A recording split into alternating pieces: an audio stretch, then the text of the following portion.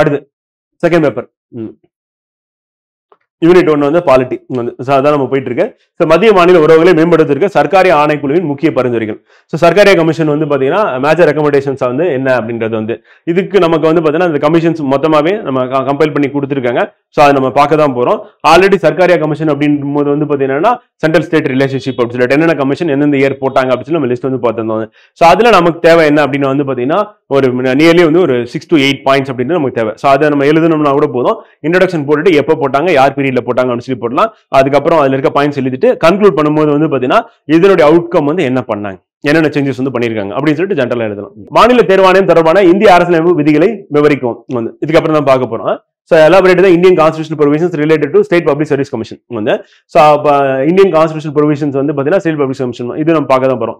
UPSC and State Public Service Commission. இந்தியாவில் வாக்கு நடத்தை மற்றும் தேர்தலின் போது அரசாங்க ஊடகத்தின் பங்கு மற்றும் பொறுப்பு தன்மை குறித்து மதிப்பிடுக. Evaluate the role and the responsibility of government media in election and voting behavior in India அப்படின்றது வந்து சோ இது வந்து என்னன்னா அந்த role and responsibility of government media அப்படின்னும் போது என்னன்னா அரசாங்கம் வந்து எப்படி வெளியிடணும் அப்படின்னு சொல்லிட்டு வந்து அந்த டைம்ல அரசாங்கம் என்ன பண்றாங்க அப்படின்னா அவங்களுக்கு ஃபேவரா வந்து பாத்தீங்கன்னா என்ன பண்றாங்கன்னா எலெக்ஷன் டைம்ல வந்து இன்ஃபுளுன்ஸ் பண்றது பண்ணிட்டு தான் இருக்காங்க. அண்ட் விளம்பரம் கொடுக்கறது. ஸோ அதை வந்து மாடல் கோட் ஆஃப் கண்டக்ட்னு சொல்லிட்டு எலெக்ஷன் கமிஷன் வந்து ரெஸ்ட்ரிக்ட் பண்றாங்க வந்து ஈவன் இந்த பர்டிகுலரா எலெக்ஷன் டேட் அனௌன்ஸ் பண்ணதுக்கு அப்புறம் எந்த ஒரு செய்தியும் வந்து வெளியிடக்கூடாது, எந்த ஒரு அடிக்கலும் நாட்டக்கூடாது அப்படின்னு சொல்லிட்டு. அப்ப நாளைக்கு மாடல் கோட் ஆஃப் கண்டக்ட் வந்து ஸ்டார்ட் ஆகுது அப்படின்னா இன்னைக்கு மட்டும் ஒரு 100 இடத்துல வந்து அடிக்கல் நாட்டு வந்து பிரைம் மினிஸ்டர் வந்து பண்ணியிருக்காரு. ஸோ அந்த அளவுக்கு வந்து பாத்தீங்கன்னா அன்னைக்கு மட்டும் பாத்தீங்கன்னா ஆல் ஓவர் இந்தியா முழுக்க விளம்பரம் வந்து கவர்மெண்டோட விளம்பரமா இருக்கும் வந்து. ஸோ அவசர அவசரமா வந்து பாத்தீங்கன்னா பண்றது அப்படின்றது வந்து நடந்துட்டு தான் இருக்கு வந்து. ஸோ அதை பத்தி நம்ம அப்படியே எழுதுற மாதிரி இருக்கும். பொறுப்புத்தன்மை குறித்து மதிப்பிடுக அப்படின்னு சொல்லிட்டு வந்து இந்தியாவின் முதல் நிர்வாக சீர்திருத்த ஆணையத்தின் முக்கிய பரிந்துரை. ஃபர்ஸ்ட் வந்து பாத்தீங்கன்னா செகண்ட் ஏஆர்சி வந்து பார்த்தோம். இப்போ ஃபர்ஸ்ட் ஏஆர்சி அப்படியே டைரக்டா அடுத்தடுத்து கேட்டாங்க வந்து 73rd அமெண்ட்மெண்ட் ஆக்ட் 2 வாட்டி வந்திருக்கு.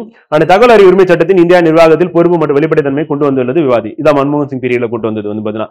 ஸோ ஆர்டிஐ அப்படின்றது வந்து ஆர்டிஐ ஆக்ட் பத்தி அந்த ஆக்ட் எப்போ கொண்டு வந்தாங்க, அதுல வந்து பாத்தீங்கன்னா என்னென்ன வெளிப்படைத்தன்மை வந்து கொண்டு வந்திருக்காங்க அப்படின்றத நம்ம அதை மென்ஷன் பண்றோம். அந்த ஆக்டை பத்தி நம்ம பார்க்க தான் போறோம். ஸோ அது இம்பார்ட்டன்ட் வந்து. அடுத்து 73 அரசியலமைப்பு சட்டத்தின் மூலம் உள்ளாட்சி நிர்வாகத்தில் பெண்களின் பங்களிப்பை வலுப்படுத்த நடவடிக்கை எடுக்கப்பட்டது பகுப்பாய்க. திருப்பி அதே கொஸ்டின் தான் வந்திருக்கு வந்து. ஸோ கொஸ்டின் வந்து பாத்தீங்கன்னா கொஸ்டின் செட்டர் வந்து பாத்தீங்கன்னா ஏன்னா அது வேற ஒரு யூனிட், இது வேற ஒரு யூனிட் அப்படின்றதுனால என்ன ஆகுதுன்னா அதே கொஸ்டின் கேட்டது தெரியல. டிஎன்பிஎஸ்சி எந்த ஒரு இடத்துலையும் ஓப்பன் பண்ணி பார்க்க மாட்டாங்கல்ல, ஏன்னா சீக்கிரசி மெயின்டைன் பண்ணணும் அப்படின்றதுக்காக கொஸ்டின் செட்டர் என்ன கொடுக்குறாலும் அப்படியே பிரிண்ட்டுக்கு போயிட்டு அப்படியே வர்றதுனால இந்த மாதிரி வர்றதுக்கு நம்மளை பொறுத்தவரையும் வந்து பாத்தீங்கன்னா நமக்கு ரொம்ப வசதியா போச்சு. ஏற்கனவே ஒரு ஸ்ட்ரக்சர்ல எழுதிருப்பீங்க, திருப்பி அதே வந்து திருப்பி எழுத வேண்டியதான். ஆனா திருத்துறவங்க வேற ஒருத்தர் வந்து திருத்த போறாங்க. அதனால சொன்னதே சொல்லோட புதுசா ஏதாவது சொல்றேன், அந்த கதையே இருக்கக்கூடாது வந்து ரிப்பீட் பண்ண வேண்டியதான். நம்ம வேலை என்னன்னா தேவைப்பட்டுச்சுன்னா அதே கொஸ்டின் வந்துச்சு அப்படின்னா அப்படியே அச்சு பிசலாம அப்படியே எழுதி வைக்க வேண்டியதான். ஸோ அங்க எழுதின அதே மார்க் நம்ம ஃபுல் மார்க் இங்கேயும் வரதுக்கான வாய்ப்பு இருக்கு வந்து. ஒன்றிய அரசு நிதிநிலை அறிக்கை தயாரிப்பில் முக்கிய படிநிலை பற்றி விவாதிக்கும். இப்போ நம்ம பார்க்க போறோம். நம்ம பார்லிமெண்ட்ல வந்து பாத்தீங்கன்னா பட்ஜெட் எப்படி ப்ரிப்பேர் பண்ண போறாங்க அப்படின்னு சொல்லிட்டு discuss important stages in making of union budget வந்து. இந்திய அரசியலமைப்பு சட்டத்தில் எவ்வாறு அரசின் வழிகாட்டு நெறிகள் சமூக மற்றும் பொருளாதார வழியில் மக்களாட்சியை வலுப்படுத்த நம்ம பார்த்துட்டோம். சோசியல் அண்ட் எக்கனாமிக் ஜஸ்டிஸ் எங்க கிடைக்குது அப்படின்னா டிபிஎஸ்பின்னு சொல்லிட்டு. ஸோ அப்ப அது சம்பந்தப்பட்ட ஆர்டிகல்ஸ் எழுதிட்டு அந்த ஆர்டிகல்ஸ்ல என்னென்ன சொல்றாங்கன்னு சொல்லி எழுதணும் அப்படின்னா கரெக்டா முடிஞ்சிடும். டிபிஎஸ்பி டைரக்ட் கொஸ்டின் ரொம்ப ஈஸியா ஆன்சர் பண்ணிட்டு போயிடலாம். இந்திய தேர்தல் ஆணையமே தேர்தல் நடைமுறைகளின் பாதுகாப்பு கூட்டணி சம்பந்தப்பட்ட அரசியலமைப்பு சட்ட விதிகள் மற்றும் பிற சட்ட விதிகளை சுட்டிக்காட்டி நியாயப்படுத்துங்க. சோ அப்ப அந்த அரசியலமைப்பு சட்ட விதி இருக்குல்ல, அந்த விதி ஆர்டிகல் மென்ஷன் பண்ணணும். அந்த ஆர்டிகல் மென்ஷன் பண்ணிட்டு அதுல வந்து என்னென்ன எலெக்ஷன் கமிஷனை பத்தி சொல்லுதுன்னு சொல்லிட்டு அதுக்கப்புறம் என்ன ஆக்ட் எல்லாம் வந்து அவங்க யூஸ் பண்ணிக்கிறாங்க அப்படின்றது இம்பார்ட்டன்ட் வந்து. சோ அப்ப என்னென்ன ஆக்ட் இருக்கு அப்படின்றது அதையும் நம்ம மென்ஷன் பண்ணி எழுதணும் அப்படின்னா கரெக்டா இருக்கும். எலெக்ஷன் கமிஷன் பத்தி டிஜிட்டல் இந்தியா முயற்சிகளில் செயற்கை நுண்ணறிவு பங்கினை உரிய உதாரணத்துடன் விவரிக்கும். Elaborate on the role of artificial intelligence in digital India initiatives with suitable illustration. Current affairs question தான். இப்போ ரீசெண்டா வந்து ஏஐ வந்து எப்படி யூஸ் பண்றாங்க, டிஜிட்டல் இந்தியா இனிஷியேட்டிவ்ஸ் வந்து கவர்மெண்ட் வந்து எது எதெல்லாம் கொண்டு வந்திருக்காங்க அப்படின்றத கரண்ட் அஃபேர்ஸ் பேஸ் பண்ணி ஏற்கனவே கரண்ட் அஃபேர்ஸ்ல நம்ம பார்த்திருக்கோம். சோ அதை அப்படியே நம்ம இங்க எடுத்துட்டு வந்து எழுதுற மாதிரி இருக்கும் வந்து. இதையும் கொஞ்சம் பிரைன் ஸ்டார்ம் பண்ணிட்டு எழுதுற மாதிரி இருக்கும். டைரக்டா அந்த கொஸ்டின் எல்லாம் வந்து ஒரு 5 செகண்ட்ஸ்ல முடிவு பண்ணிடலாம். ஸோ ஜென்ரல் கொஸ்டின்ஸ் எல்லாத்துக்குமே வந்து ஒரு 10 செகண்ட் டைம் எடுத்துட்டு என்னென்ன எழுத போறோம்னு முடிவு பண்ணிட்டு ஸோ அதுக்கப்புறம் ஸ்டார்ட் பண்ணோம் அப்படின்னா கரெக்டா இருக்கும் வந்து. இப்போ டிஜிட்டல் இந்தியா இனிஷியேட்டிவ்ஸ் அப்படின்னு ரொம்ப முன்னாடியே ஸ்டார்ட் பண்ண artificial intelligence in digital initiatives அப்படின்னும் போது அதுல ஏஐ எங்க யூஸ் பண்றாங்க, ஸோ அதை யூஸ் பண்ணி ஏஐ வச்சு ஸ்டடி பண்ணி அது மூலமா வந்து பாத்தீங்கன்னா பாலிசியில என்னென்ன சேஞ்சஸ் வந்து கொண்டு வர போறாங்க அப்படின்னு சொல்லிட்டு எல்லா இடத்துலயும் இப்ப ஏஐ அப்படின்றது யூஸ் பண்ண ஆரம்பிச்சிட்டாங்க. சோ அது வந்து இப்ப ரீசெண்டா கவர்மெண்டோட பாலிசிஸ்ல எந்தெந்த இடத்துல அப்படின்றது வந்து இப்ப ரீசெண்டா நம்ம கவர்மெண்ட் வந்து பாத்தீங்கன்னா மற்ற கண்ட்ரிஸோட அக்ரிமெண்ட்ல ஏஐ அப்படின்றது வந்து முக்கியமான ஒரு கண்டென்ட்டா வந்து வச்சிருக்காங்க. ஆர்டிஃபிஷியல் இன்டெலிஜென்ஸ் அப்படின்றது எம்ஓயு சைன் பண்ணும்போது எந்த கண்ட்ரிக்கு போனாலும் சரிதான் அது இப்போ ஒரு அக்ரிமெண்டா போட்டுக்கிறாங்க வந்து. ஸோ அங்கேயும் அதுக்கப்புறம் ரவுட்டிங் இன்ஃபர்மேஷன் புரோட்டோகால் அப்படின்னு RIP அப்படின்றது. இப்போ நம்ம ஜென்ரலா வைஃபை ரவுட்டர்னு சொல்றோம்ல, அந்த வைஃபை ரவுட்டர் பத்தினா ஸோ அது வந்து எப்படி வந்து டேட்டா ஒரு இடத்துல இருந்து நடத்தி டிரான்ஸ்ஃபர் பண்ணுது, ஸோ அதை பத்தினது. அதுக்கடுத்து வந்து ஓப்பன் ஷார்டஸ்ட் பாத் ஃபர்ஸ்ட் அப்படின்றது OSPF அப்படின்றது என்னன்னா இன்டர்நெட் புரோட்டோகால் சொல்லுவோம், ஐபின்னு சொல்லுவோம் வந்து பாத்தீங்கன்னா. ஸோ அது சம்பந்தப்பட்டது. ஸோ இந்த மாதிரி வந்து டெக்னாலஜிக்கல் டெர்மினாலஜிஸ் வந்து பாத்தீங்கன்னா நம்ம சயின்ஸ் டெக்ல வந்து பார்ப்போம். பார்த்துட்டு அதுக்கான டெஃபினிஷன் என்ன, அதோட அப்ளிகேஷன் என்ன, அவ்வளவுதான் வந்து. இப்போ நம்ம ஒரு இப்போ எக்ஸாம்பிள் ஐபினா என்ன வந்து, அப்புறம் சிம்பிளா சொல்லணும்னா வந்து WWWனா என்ன வந்து, எதுக்காக யூஸ் பண்றோம், அதோட பர்பஸ் என்ன அப்படின்ற மாதிரி வந்து, அப்புறம் ப்ளூடூத்னா என்ன, வைஃபைனா என்ன, அப்புறம் லைஃபைனா என்ன வந்து, அப்போ அந்த டெக்னாலஜிக்கு ஓரியன்டாகவும் அதே மாதிரி இந்த மாதிரி வந்து பாத்தீங்கன்னா ஷார்ட் ஃபார்ம்ல இருக்கிறது அதோட எக்ஸ்பான்ஷன். ஸோ அது எந்த பர்பஸ்க்காக இருக்கு, என்ன அது வேலையை பண்ணுது, எப்படி நமக்கு சிம்பிளிஃபை பண்ணுது. இப்போ டேட்டா டிரான்ஸ்மிட் வந்து ஃபாஸ்டா எந்த வழியில போனா சீக்கிரமா வந்து டேட்டா வந்து டிரான்ஸ்மிட் பண்ணலாம், சர்வர்ல இருந்து டேட்டா எப்படி கொண்டு வந்து நமக்கு வந்து ஷோ பண்ணலாம் அப்படின்றதுக்காக யூஸ் பண்றது என்ன அப்படின்னு வந்து பாத்தீங்கன்னா இந்த ஓப்பன் ஷார்டஸ்ட் பாத் ஃபர்ஸ்ட் அப்படின்றது வந்து. அதே மாதிரி ரவுட்டிங் இன்ஃபர்மேஷன் புரோட்டோகால் அப்படின்னா டேட்டா வந்து எப்படி வந்து நெட்வொர்க்ல இருக்கிற ஒரு 10 பேர் வந்து வைஃபை கனெக்ட் பண்றீங்களோ யார் யாருக்கு எப்படி எப்படி இந்த கண்டென்ட் வந்து ஷேர் பண்ணலாம், ஒரே இன்டர்நெட்டை எப்படி நம்ம வந்து 10 பேர் யூஸ் பண்ணலாம் அப்படின்றது வந்து. ஸோ அப்போ ஹாட்ஸ்பாட்டை மொபைல் ஆன் பண்ணோம்னா எப்படி நம்ம ஷேர் பண்றோமோ அந்த மாதிரி ரவுட்டர்ன்றதுல நம்ம எப்படி ஷேர் பண்ணலாம் அப்படின்னு, அதான் வந்து டெக்னாலஜி. அப்போ அதோட அப்ளிகேஷன் என்ன. ஸோ அப்போ சயின்ஸ் அண்ட் டெக்னாலஜி பொறுத்தவரை என்னன்னா முதல்ல ஒரு டெர்மினாலஜி இருக்குன்னா அந்த டெர்மினாலஜிக்கு மீனிங் என்னன்னு தெரியும். அடுத்து என்னன்னா அது எங்க பயன்படுத்தணும் தெரியும். இந்த ரெண்டு தெரிஞ்சா போதும், அவ்வளவுதான். நம்ம இந்த கொஸ்டினுக்கான ஆன்சர் வந்து பண்ணிடலாம். நம்ம அதுக்கு மேல போய் டீப்பா போயிட்டு அது என்ன பண்ண வேண்டியதில்லை, ஆராய்ச்சி பண்ண வேண்டியது இல்லை வந்து. இப்போ யார் கண்டுபிடிச்சா, எந்த வருஷம் கண்டுபிடிச்சாங்க அப்படின்லாம் கேட்கறதெல்லாம் விட்டுட்டாங்க வந்து. ஒன்லி அது என்ன, எதுக்காக யூஸ் ஆகும், அவ்வளோ ரெண்டே விஷயம் தான். அப்போ டெய்லி லைஃப்ல நம்ம இது எப்படி யூஸ் பண்றோம் அப்படின்றதான் நமக்கு வந்து கேள்வியா இருக்கு அப்படி பார்க்குறோம். ஸோ அப்போ டே டு டே லைஃப்ல நம்ம யூஸ் பண்ணக்கூடிய பொருள் தான் அந்த பொருள்ல இருக்கக்கூடிய டெக்னாலஜி. ஸோ அந்த ஆப்ஜெக்ட் இருக்கு, அந்த ஆப்ஜெக்ட்ல இருக்கக்கூடிய டெக்னாலஜி, அந்த டெக்னாலஜிக்கான மீனிங் என்ன, அந்த டெக்னாலஜியோட அப்ளிகேஷன் பாயிண்ட் ஆஃப் வியூல எதுக்காக அதை வச்சிருக்கோம் அப்படின்றத வந்து கேட்பாங்க. ஸோ அப்போ நம்ம வந்து இது வந்து என்ன சொல்லலாம் அப்படின்னா வந்து பார்த்தீங்கன்னா அந்த லேன் கேபிள் இருக்குல்ல, ஸோ அது சம்மந்தப்பட்டதா. ஸோ அப்போ அந்த லேன் அப்படின்றது வந்து அந்த லோக்கல் ஏரியா நெட்வொர்க்னு சொல்லுவோம். அந்த லோக்கல் ஏரியா நெட்வொர்க்ல இதை எப்படி யூஸ் பண்றோம் அப்படின்றதான். ஸோ அப்போ எல்லாமே வந்து சிம்பிளா காமன் மேன் அண்டர்ஸ்டாண்டிங்ல புரியுற மாதிரி சொல்லு அப்படின்னு சொல்லுவாங்க. இப்போ வீட்டில் போயிட்டு நீங்க வந்து இது இப்போ இன்டர்நெட் இருக்கு, இது வந்து இருந்ததுன்னா இதுலயே நீங்க நெட்டை கனெக்ட் பண்ணிக்கலாம், டிவியை கனெக்ட் பண்ணிக்கலாம், போனை கனெக்ட் பண்ணிக்கலாம், கம்ப்யூட்டரை கனெக்ட் பண்ணிக்கலாம். அப்புறம் நீங்க வந்து ரீசார்ஜ் பண்ணும்போது வந்து பாத்தீங்கன்னா மந்த்லி டெய்லி 1.5 GB வேணாம்னு சொன்னீங்கன்னாலும் புரியாது உங்களுக்கு. திருப்பி நீங்க என்ன பண்ணணும், பிராட்பேண்ட்னா என்ன வந்து, அப்ப அதுல இருந்து கால் வருமா வராதா, அதுக்கு நம்பர் இருக்கா, இந்த மாதிரிலாம் பல கேள்வி வந்து கேட்பாங்க வந்து. ஸோ அப்போ வந்து பிராட்பேண்ட் வந்து ரெண்டு பர்பஸ், ஒன்று இன்டர்நெட் மட்டும், இன்னொன்று மொபைல் நெட்வொர்க் சேர்த்தும் கொடுக்கறது வந்து. அண்ட் தேர்ட் வந்து என்ன அப்படின்னு வந்து பாத்தீங்கன்னா இந்த டைரக்ட் டு ஹோம் இருக்குல்ல DTH, அதுவே பிராட்பேண்ட் மூலியமா கொண்டு வரலாம் அப்படின்ற மாதிரி பிளான் பண்றேன். அப்ப நம்ம அந்த டிவைஸ் வந்து எந்த பர்பஸ்க்காக இருக்கு அப்படின்ற மாதிரி நம்ம அவங்களுக்கு வந்து எஜுகேட் பண்ற மாதிரி இருக்கும்ல. அந்த மாதிரி தான் நம்ம பேப்பர்ல எழுதும் போதும் வீட்டில் இருக்க அப்பா அம்மாவுக்கு, பேரண்ட்ஸ் இல்லை கிராண்ட் பேரண்ட்ஸ்க்கு எப்படி சொல்லி கொடுப்பீங்களோ ஸோ அந்த மாதிரி சிம்பிளான டெர்மினாலஜில எழுதும். ரொம்ப காம்ப்ளிகேட் பண்ணி நீங்க வந்து சப்போஸ் வந்து பாத்தீங்கன்னா நான் பிடெக் எம்டெக் அதெல்லாம் படிச்சிருக்கேன்னு சொல்லிட்டு ஏதாவது எழுதி வச்சிங்க அப்படின்னா மார்க்கே வராது. நல்லா ஞாபகம் வச்சுக்கோ, காமன் மேனுக்கு புரியுற மாதிரி ஒரு டெஃபினேஷன், காமன் மேனுக்கு புரியுற மாதிரி அப்ளிகேஷன் பாயிண்ட் ஆஃப் வியூ, அது எப்படி நம்ம பயன்படுத்த போறோம் அப்படின்னு சொல்லிட்டு எழுதுனீங்க அப்படின்னா தான் மார்க் வரும் வந்து. ஸோ அதனால சிம்பிளா படிச்சோம் அப்படின்னா தான் மார்க் சயின்ஸ் அண்ட் டெக்னாலஜி பொறுத்து. அடுத்து நச்சு தடை மருந்து ஆன்டிசெப்டிக் வந்து. ஸோ எக்ஸாம்பிள் கண்டிப்பா நம்ம எழுதுற மாதிரி இருக்கும், என்னென்ன இருக்கு அது எப்படி வேலை செய்யுதுன்னு சொல்லிட்டு. ஸோ அடுத்து தொற்று நீக்கி டிஸ்இன்ஃபெக்டன்ட் வந்து. ஸோ என்ன இப்போ ரீசெண்டா வந்து பாத்தீங்கன்னா டயரியா வந்து நிறைய பேருக்கு வந்து வந்துருச்சு, ஃபுட் பாய்சன் வந்து அதிகமாயிட்டு இருக்கு அப்படின்னு சொல்லி நேற்று கூட ஒரு ஆர்டிகல் வந்தது. காரணம் என்னன்னா ஈகோலி அப்படின்ற பாக்டீரியா எங்க இருக்குன்னா நம்மளுடைய குடல்ல இருக்கு, ஸ்டொமக்ல இருக்கு அப்படி சொல்லி, சாரி நம்மளுடைய இன்டெஸ்டைன்ல இருக்கு. ஸோ அது என்ன பண்ணும் அப்படின்னா வந்து நமக்கு நல்லதும் பண்ணும், வைட்டமின் கேவும் ப்ரொடியூஸ் பண்ண நிறைய வெரைட்டி இருக்கு அந்த பாக்டீரியால. அதே நேரத்தில் நமக்கு ஃபுட் பாய்சனா மாதிரி டயரியாவும் காசு பண்ணும் அப்படி சொல்லி பார்க்கணும். ஸோ அப்போ அந்த பாக்டீரியா எதனால வருது அப்படின்னா சரியா குக் பண்ணனால, நல்லா வேக வைக்காம காய்கறி, அப்புறம் இது மீட்டு, அப்புறம் வந்து பாத்தீங்கன்னா அந்த நான் வெஜிடேரியன், ஸோ அது சரியா குக் பண்ணாம அது சர்வ் பண்ணும்போது, அப்புறம் தண்ணி, குடிக்கிற தண்ணி. அப்ப என்ன பண்ணலாம் அப்படின்னா குடிக்கிற தண்ணியில் வரக்கூடாதுன்னும் போது எதை போடலாம், இது டிஸ்இன்ஃபெக்டன்ட் வந்து பாத்தீங்கன்னா என்ன பண்றதுன்னா அந்த குளோரின் வந்து போடுறது, அதை ஆட் பண்றது மூலியமா என்ன பண்ணா அந்த கிருமியை கில் பண்றது. ஸோ அப்ப அது வாட்டர் மூலியமா ஸ்ப்ரெட் ஆகுது தடுத்துடலாம். மோஸ்ட்லி தண்ணி மூலியமா தான், ஏன்னா தண்ணியை கொதிக்க வச்சு குடிக்கிறது கிடையாது வந்து 90% வந்து கிடையாது. வெளியே வந்து பாத்தீங்கன்னா ஒரு 10% என்ன பண்ணுவாங்க, சுடு தண்ணி கொடுங்க அப்படின்னு சொல்லிட்டு, அதுவும் ஹோட்டல் போனாதான் வந்து. ரோட்டு கடையில என்ன பண்ண முடியாது, தண்ணியே கொடுக்க மாட்டாங்க முதல்ல, அப்புறம் சுடுதண்ணி கேட்டாங்க கொடுக்க போறாங்க. ஸோ அப்ப அதை குடிக்கிறதுனாலதான் என்னன்னா இந்த ப்ராப்ளம் வந்து வருது அப்படின்னு சொல்லி பார்க்கணும். ஸோ அப்ப டிஸ்இன்ஃபெக்டன்ட் அப்படின்றது வந்து மேஜர் ரோல் வந்து பாத்தீங்கன்னா இந்த இடத்துல என்ன பண்ணுதுன்னா வாட்டர்ல இருக்கிறது நம்ம யூஸ் பண்றோம் சொல்லி பார்க்கணும். அது மட்டும் இல்லாம சுற்றுப்புறத்தை தூய்மையா வச்சுக்கிறது. திருப்பி செயற்கை நுண்ணறிவு எவ்வாறு வந்து அங்க வந்து என்னன்னா டிஜிட்டல் இந்தியா இனிஷியேட்டிவ்ஸ் வந்து, இங்க வந்து என்னன்னா நானோ தொழில்நுட்பத்தில் பயன்படுத்தலாம் என்பதை விட. அப்ப செயற்கை நுண்ணறிவுனா என்ன அப்படின்னு நம்ம எழுதலாம். அப்புறம் டிஜிட்டல் இந்தியானா என்னன்னு எழுதலாம். டிஜிட்டல் இந்தியாவில் எப்படி செயற்கை நுண்ணறிவை பயன்படுத்துறோம், இப்படிதான் நம்ம அட்ரஸ் பண்ணணும். ஒன்று தெளிவா செக்மெண்டா பிரிச்சுட்டு அதுக்கப்புறம் என்ன பண்ணணும்னா ஆன்சர் பண்ண ஆரம்பிக்கணும். எடுத்த உடனே நம்ம போயிட்டு செயற்கை நுண்ணறிவை வந்து மீண்டும் நானோ தொழில்நுட்பத்தின் பயன்படுத்துது என்பதை விளக்குக அப்படின்னும் போது நம்ம கொஸ்டின் எதில் கேட்டிருக்காங்க, 10 மார்க்கா 15 மார்க்கா? 10 மார்க் கேட்டிருக்காங்க.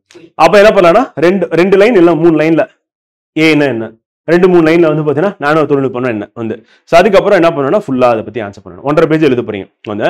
ஸோ அதை எடுத்தோடனே ஆன்சர் பண்ண ஆரம்பிச்சிங்கன்னா அப்புறம் ஒரு பேஜில் எழுதிட்டு அப்புறம் எனக்கு எழுதுறதுக்கு இடம் இல்லை, பின்னாடி போயிட்டு என்ன அப்புறம் வந்து நானோ டெக்னாலஜி என்ன நல்லா இருக்காது.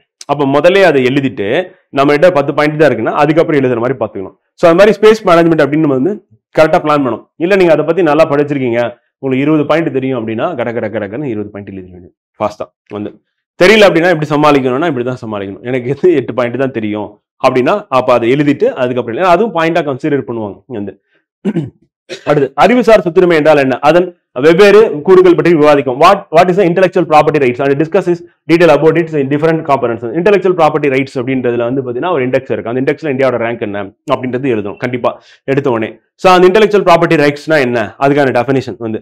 ஸோ இன்டர்நேஷனல் ஆர்கனைசேஷன் எதுல போய் ரிஜிஸ்டர் பண்றாங்க, இந்தியாவில் எங்க ரிஜிஸ்டர் பண்றாங்க அப்படின்றது எழுதணும். அப்புறம் டீடைல் அபவுட் டிஃபரெண்ட் காம்பனன்ட்ஸ், அதில் என்னென்ன டைப்ஸ் வந்து இருக்கு அப்படின்னு காம்பனன்ட்ஸ் இருக்குன்னு சொல்லிட்டு நம்ம எழுதுற மாதிரி இருக்கும். அடுத்து தூய்மையற்ற உலகம் தூய உலகத்தை விட வேகமாக அரித்து போகிறது வந்து. ஸோ இம்பியூர் மெட்டல் வந்து corrodes faster than the pure metal under identical conditions அப்படி சொல்லி பார்க்கணும் வந்து. ஸோ அப்போ என்னன்னா கம்பேர் பண்ணும்போது இப்போ தூய்மையானதா இருக்கு அப்படின்னும் போது என்ன ஆகும்னா அதுல எதுவுமே இருக்காது வந்து. ஸோ அது வந்து அவ்வளவு சீக்கிரமா வந்து அரித்து போக மாட்டேங்குது அப்படின்னா காரணம் என்னன்னா ரியாக்ஷன் தான் ஃபாஸ்டா.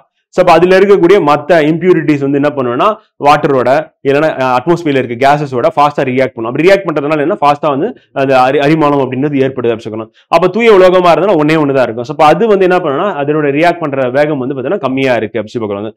ஸோ அப்ப அதே மாதிரி அலாய் அப்படின்னு எடுத்துட்டோம்னா இன்னும் வந்து பாத்தீங்கன்னா அந்த ஃபார்ம் அலாய் ஃபார்ம் அப்படின்னும் போது ஒரு மெட்டல் இன்னொரு மெட்டலோட நம்ம மிக்ஸ் பண்றோம். ஸோ அதுல வந்து பாத்தீங்கன்னா 2 தூய உலோகத்தை நம்ம சேர்க்கும் போது அங்கேயும் வந்து அரிமானம் வந்து குறைஞ்சிரும் வந்து. ஸோ அப்ப இம்பியூரா இருந்தது அப்படின்னா சீக்கிரமாவே அது என்ன பண்ணணும் அரிமானத்துக்கு உட்புகும் அப்படின்றதா வந்து பாத்தீங்கன்னா. ஸோ அது நம்ம கெமிக்கல் ஃபார்முலாவோட அந்த துரு அப்படின்றது நம்ம சேர்த்து எழுதணும் அப்படின்னா கரெக்டா இருக்கும் வந்து. உப்பு கரைசலில் இருந்து இரும்பு துருப்பிடிக்கிறது வந்து. Iron corrodes under the drops of salt solution அப்படி சொல்லி பார்க்கணும். அப்ப சால்ட் சொல்யூஷனால வந்து பாத்தீங்கன்னா அயன் துருப்பிடிக்குது அப்படின்னும் போது அந்த ரியாக்ஷன் தான் கெமிக்கல் ரியாக்ஷன் தான். நம்ம கெமிஸ்ட்ரி பார்ப்போம், அதோட ஈக்குவேஷன் போட்டு எழுதணும்னா முடிஞ்சிச்சு வந்து பாத்தீங்கன்னா எப்படி வந்து ரியாக்ட் பண்ணுது. இப்ப கடல் தண்ணி இருக்கிற இடத்துல வந்து பாத்தீங்கன்னா ஃபாஸ்டா வந்து பாத்தீங்கன்னா ரஷிங் ப்ராசஸ் நடக்கும். அப்ப கப்பல் வந்து பாத்தீங்கன்னா சீக்கிரமா அந்த அரிமானத்துக்கு வந்து உள்ளாகும் அப்படின்றது நம்ம எக்ஸாம்பிள் போட்டு எழுதலாம். அடுத்து துத்தநாகம் மூலம் பூசப்பட்ட கொள்கலன்கள் உணவுப் பொருட்களை சேமிக்க பயன்படுத்துவதில்லை, ஆனால் வெள்ளியம் பூசப்பட்ட கொள்கலன்கள் ஏன் பயன்படுத்தப்படுகின்றன. இப்போ கால்வனைஸ்டு கண்டெய்னர்ஸ் ஆர் வந்து not used for storage of food products but in tin வந்து பாத்தீங்கன்னா கோட்டட் கண்டெய்னர்ஸ் ஆர் யூஸ்டு வந்து. ஸோ அப்ப என்னன்னா வெள்ளியம்னா அந்த இஎம் அப்படின்னு சொல்லி அது வந்து பூசப்பட்ட பொருள் வந்து பயன்படுத்துறோம். அப்ப ரியாக்ஷன் தான். அப்ப ஃபுட்டோட எப்படி ரியாக்ட் பண்ணுது, ஃபுட் எப்படி இது வந்து பாய்சனா வந்து மாத்துது, எதுனா துத்தநாகம் பூசப்பட்டது.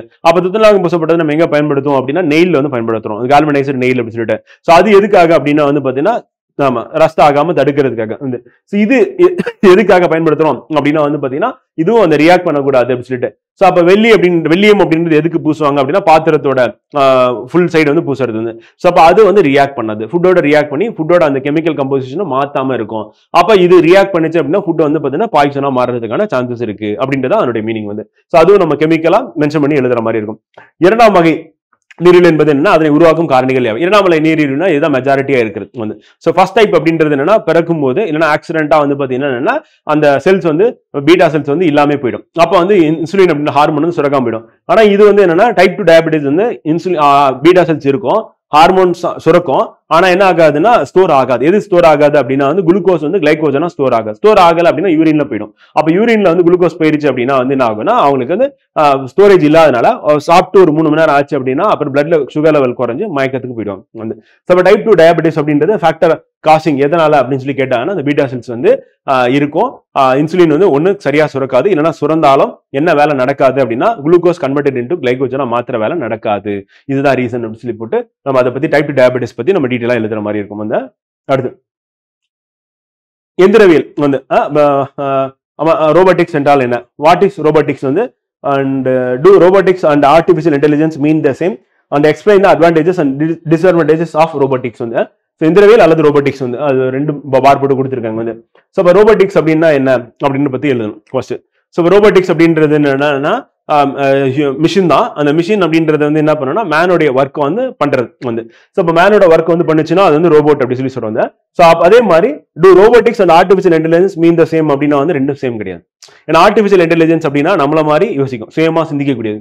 ரோபோட்ஸ் வந்து என்ன பண்ணாது, சுயமாலாம் சிந்திக்காது. நம்ம என்ன ஒரு ப்ரோக்ராம் பண்ணி வச்சிருக்கோம், அந்த ப்ரோக்ராம்ல அந்த வேலையை மட்டும் தான் பண்ணும் வந்து. ஸோ அப்ப ரெண்டுமே ஒன்னா அப்படின்னு கேட்டா ரெண்டுமே ஒன்றும் கிடையாது, ரெண்டுமே வேற வேற வந்து. ஆனா ரெண்டுத்தையும் நம்ம ஒன்னா சேர்த்தோம் அப்படின்னா வந்து அது என்னவா மாறுது அப்படின்னா ஹியூமன் ரோபோட்டா வந்து மாறும். அப்ப ஆர்டிஃபிஷியல் இன்டெலிஜென்ஸ் எடுத்துட்டு போய் ரோபோட்டுக்கு நம்ம கொடுத்தோம்னா ஸோ அது என்ன பண்ணும், ஹியூமன் ரோபோட்டா மாறும். ஸோ அப்ப அப்படி நம்ம சொல்லி அதுல வந்து முடிக்கலாம். But explain the advantages and disadvantages of robotics. Advantages அப்படின்னா நம்ம வேலையை சீக்கிரமா முடிச்சிடும். இப்போ எக்ஸாம்பிள் வந்து ரொம்ப எக்ஸாம்பிள் நியூக்ளியர் ரியாக்டர் இருக்கு, அப்போ அதுக்குள்ள நம்ம ஹியூமன் போனோம்னா ரேடியேஷன் அதிகமா இருக்கும். அப்ப நமக்கு வந்து டேமேஜ் அப்படின்றது நம்ம ஸ்கின்ல அண்ட் டிஎன்ஏ அளவுல போய் டேமேஜ் பண்ணிடும். ஸோ அப்போ அங்கே நம்ம ரோபோட்ஸ் வந்து யூஸ் பண்ணலாம். இப்போ ஆழ்கடல்ல ப்ரெஷர் அதிகமா இருக்கும், ஸோ அப்போ அந்த இடத்துல என்ன ரோபோட்ஸ் யூஸ் பண்ணலாம். அதே மாதிரி ஒரு பெரிய ஒரு பைப் லைன் இருக்கு, ஸோ அதுல ஏதாவது வந்து பாத்தீங்கன்னா அடைச்சிருக்கு அப்படின்னா அதை ரிமூவ் பண்றதுக்கு ரோபோட்ஸ் யூஸ் பண்ணலாம். அதே மாதிரி ஸ்பேஸுக்கு ரோபோட் வந்து யூஸ் பண்ணலாம் வந்து. ஸோ அந்த கோ பேசஞ்சரா வந்து பாத்தீங்கன்னா ரோபோட்ஸ் சப்போர்ட்டிவா அனுப்பலாம் வந்து. இந்த மாதிரி திடீர்னு ஏதாவது பிரச்சனை அப்படின்னா ஆஸ்ட்ரோநாட்டை தூக்கிட்டு ஓடுறதுக்கு ரோபோட் வந்து யூஸ் பண்ணலாம் வந்து. மார்ஸ் பிளானட் போயிடுறாங்க, திடீர்னு வந்து பாத்தீங்கன்னா அங்கே ஏதாவது வந்து பூதம் கிளம்பி வருது அப்படின்னா தப்பிச்சு வரணும் அப்படின்னு சொல்லிட்டு சும்மா ஒரு இதுக்காக சொல்றேன். ஸோ அந்த ரோபோட் யூஸ் பண்ணலாம். ஆர்டிஃபிஷியல் இன்டெலிஜென்ஸ் அப்படின்னும் போது அந்த ரோபோட்டுக்கு நம்ம அந்த இதை கொடுக்கறது வந்து. ஸோ அப்போ அந்த ப்ரோக்ராம் பண்ணும்போது கிளம்பும் போது ஸ்பேஸுக்கு கிளம்பும் போது வந்து அந்த ரோபோட் வந்து கேட்கும், இந்த அது அதுல ஏஐ இருக்கும். ஸோ அது வந்து கேட்கும் என்ன வந்து ப்ரோக்ராம் பண்ணுங்க உங்களுக்கு தகுந்த மாதிரி அப்படி சொல்லிட்டு. அப்போ வந்து சொல்லும் போது வந்து இந்த மாதிரி எனக்கு வந்து ஹியூமர் சென்ஸ் வந்து எவ்வளவு இருக்கணும்னு சொல்லி கேட்கும்போது 50% ஹியூமர் சென்ஸ் இருக்கா அப்படின்னா என்ன பண்ணும், அங்கே போயிட்டு அது காமெடி பண்ணிச்சுன்னா என்ன ஆகும், ரிஸ்கா போயிடும் லைஃப் வந்து. இன்னும் கொஞ்ச நேரத்துல நீங்க சாக போறீங்க அப்படின்னா உடனே பதட்டம் இல்ல சும்மா ஜோக்குக்கு சொன்னேன் அப்படின்னு சொல்லிட்டு அந்த ரோபோட் வந்து சொல்லிச்சுன்னா அப்ப ஏஐ வந்து பாத்தீங்கன்னா ப்ராப்பரா நம்ம யூஸ் பண்ணலாம் அப்படின்னு நமக்கு ஆபத்தை வேணும். அப்ப ஹியூமர் எப்படி இருக்கணும், லவ் எப்படி இருக்கணும் அப்படி சொல்லும் போது அப்ப லவ் எவ்வளவு இருக்குன்னா 100% இருக்கணும்னு சொல்லலாம். அப்ப வந்து ரொம்ப பாசமா பக்கத்திலேயே இருக்கும், உங்களை விட்டு போகவே போக. ஏன்னா வள்ளுவர் அதான் சொல்லியிருக்காரு, அன்பு அப்படின்றது என்னன்னா பிரியாம இருக்கிறது அன்பு அப்படின்னு சொல்லியிருக்காரு. சோ அந்த மாதிரி ஏஐ பொறுத்தவரை என்னன்னா ஹியூமனுடைய கேரக்டர்ஸை வெளிப்படுத்திச்சுன்னா அதுதான் வந்து ஏஐ. ரோபோட் அப்படின்றது நம்ம கஷ்டமான வேலையை வந்து அதை கொடுத்து பண்ண சொல்லலாம் வந்து. இப்ப நம்ம 8 மணி நேரம் தான் வேலை பார்ப்போம், ரோபோட் என்ன பண்ணும் 24 மணி நேரம் வேலை பார்ப்போம் வந்து. ஸோ அப்போ ப்ரொடக்ஷன் அப்படின்றது வந்து பாத்தீங்கன்னா என்ன பண்ணும், அதுக்கு மொபைல்ல ஸ்டேட்டஸ் வைக்க வேண்டிய வேலையும் இருக்காது, பார்க்க வேண்டிய வேலையும் இருக்காது, ரீல்ஸ் பார்க்க வேண்டிய வேலையும் இருக்காது வந்து. காலைல ஒரு வேலையை கொடுத்துட்டு போனீங்கன்னா அடுத்த நாள் காலைல வரைக்கும் செஞ்சுட்டே இருக்கும் வந்து. ஸோ அதுதான் ரோபோட் அப்படின்னு சொல்லி பார்க்குறோம். ஸோ அப்போ அட்வான்டேஜ் நமக்கு இருக்கு. டிஸ்அட்வான்டேஜஸ் என்ன அப்படின்னா வந்து எம்ப்ளாய்மெண்ட் ஆப்பர்ச்சுனிட்டி இதுல ஒரு பெரிய பிரச்சனையா இருக்கு. அப்புறம் டெக்னாலஜி, அப்புறம் பேட்டன்ட் காஸ்ட்லி. அப்போ நம்ம இங்க நம்ம யூஸ் பண்றது அப்படின்றது டெவலப்பிங் அண்ட் அண்டர் டெவலப்டு கண்ட்ரீஸ்ல கஷ்டம் அப்படின்னு சொல்லி பார்க்குறோம் வந்து. டெவலப்பிங் கண்ட்ரீஸ்க்கு வந்து பாத்தீங்கன்னா இது ஒரு பெரிய சப்போர்ட்டிவா இருக்கு. இப்போ ஜப்பான்ல வந்து பாத்தீங்கன்னா ரோபோட்ஸ் தான் யூஸ் பண்றாங்க. எதுக்காக அப்படின்னா சீனியர் சிட்டிசன் அசிஸ்ட் பண்றது வந்து. ஸோ அவங்களை கூட்டிட்டு போறதுக்கு, அவங்களை கூட்டிட்டு வர்றதுக்கு, அவங்களுக்கு காஃபி எடுத்துட்டு வந்து கொடுக்கறது, டேப்லெட் கொடுக்கறது, ஸோ இந்த மாதிரி சின்ன சின்ன வேலையை வந்து பாத்தீங்கன்னா ரோபோட்ஸ் வச்சு பண்ணிட்டு இருக்காங்க. ஏன்னா அங்க சர்வீஸ் பண்றதுக்கு ஆள் கிடையாது. முதல்ல அவங்களுக்கு குழந்தையே இல்லை, அது வேற விஷயம். எல்லாம் கடைசி வரையும் வந்து சிங்கிளாவே இருந்து சீனியர் சிட்டிசன் ஆனதுக்கு அப்புறம் யார் வந்து யாரும் பார்த்துக்க மாட்டாங்க. ஸோ அப்ப அந்த ஃபேமிலின்ற கல்ச்சர் வந்து கண்டிப்பா என்ன பண்ணுவோம் அப்படின்னா ஒண்ணு என்ன பண்ணுவாங்க, ஒண்ணு கிராண்ட் பேரண்ட்ஸ் இருக்காங்க அப்படின்னும் போது அப்பா அம்மா இருக்காங்கன்னா அவங்க பசங்க பார்த்துக்க போறாங்க. இன்னும் இவங்க வேலைக்கு போயிட்டாங்கன்னா என்ன பண்ணனா அவங்களுடைய கிராண்ட் சில்ட்ரன்ஸ் வந்து பார்த்துப்பாங்க. ஸோ அப்ப அந்த ஃபேமிலின்ற கான்செப்ட் வரும்போது என்ன பண்ணுவாங்க அப்படின்னா அந்த சப்போர்ட் வந்து இருந்துகிட்டே இருக்கும் ஃபேமிலியில. அப்ப 2 குழந்தை இருக்கும் போது என்ன பண்ணா பையன் வந்து கவனிக்கலன்னா பொண்ணு பாத்துக்க போறாங்க, இல்ல பொண்ணால பாத்துக்க முடியல பையன் பாத்துக்க போறாங்க, இல்லன்னா அவங்களுடைய பேர குழந்தை யாராவது ஒருத்தர் என்ன பண்ணுவாங்க வந்து தாத்தாக்கு ஏதாவது வீடு இருக்கு அது இருக்குன்னு சொல்லிட்டு அது நம்ம பேருக்கு வரும்னு சொல்லிட்டு அட்லீஸ்ட் அதுக்காக வந்து ஒரு 10 வருஷத்துக்கு நம்ம அசிஸ்ட் பண்ணுவோம் அப்படின்னு சொல்லிட்டு அசிஸ்ட் பண்ணதான் செய்வாங்க. ஸோ அப்ப இதுல என்ன ரொம்ப முக்கியம் அப்படின்னா வந்து பாத்தீங்கன்னா அந்த பணம் இருந்தாலும் அந்த கேர் அப்படின்றது வந்து பாத்தீங்கன்னா ஃபேமிலியில கிடைக்கிற கேர் வந்து அங்க வந்து கிடைக்காது. சார்ஜ் போட மறந்துட்டா அவ்வளவுதான் முடிஞ்சிச்சு வந்து ரோபோட் வந்து பாத்தீங்கன்னா. ஸோ அப்புறம் வந்து பாத்தீங்கன்னா இவர் போய் சேர்ந்துட வேண்டியதான். ஸோ அந்த மாதிரி இல்லாம இந்த ரோபோட்டிக்ஸ் வந்து பாத்தீங்கன்னா இதுல அட்வான்டேஜஸ் இருக்கு அப்படின்னு சொல்லி எழுதினா கரெக்டா இருக்கும்.